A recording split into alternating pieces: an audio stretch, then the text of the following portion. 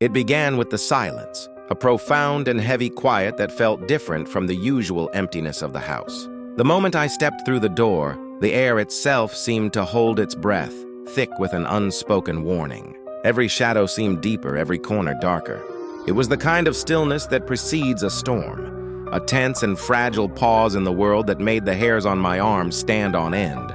I told myself it was just the exhaustion of a long day, the weariness settling into my bones and playing tricks on my mind.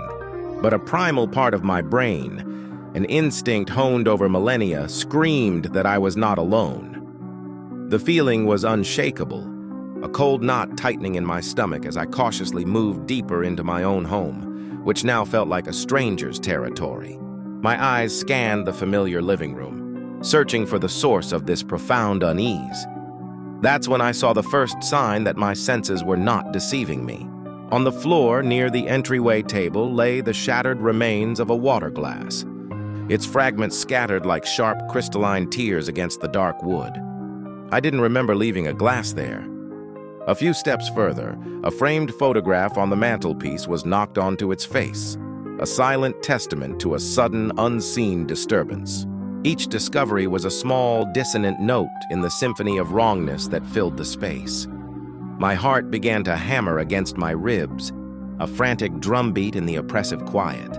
I called out, my voice sounding small and foreign, but only the suffocating silence answered. Something had been here. Or worse, something was still here. My gaze was then drawn to the bottom of the hallway closet door.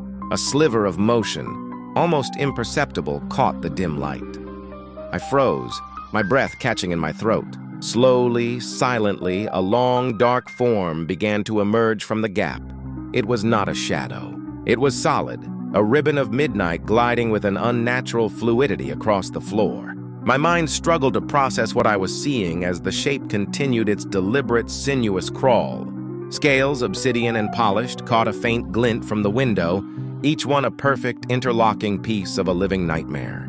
It was a snake, impossibly long and dark, its silent, purposeful movement an invasion of the deepest and most terrifying kind. It slithered with an unnerving grace, disappearing into the blackness beneath the sofa, melting back into the shadows from which it had come. The sight of its tail, a final tapered whip of darkness, vanishing from view, was the final punctuation mark on the horror. I was left standing in the center of the room, a statue carved from ice and fear. My home no longer a sanctuary, but a cage I had just walked into.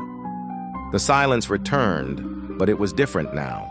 No longer empty, but filled with the chilling presence of what it concealed. And it ended with the certainty that I was trapped, a guest in my own house with a silent, slithering host that now owned the dark.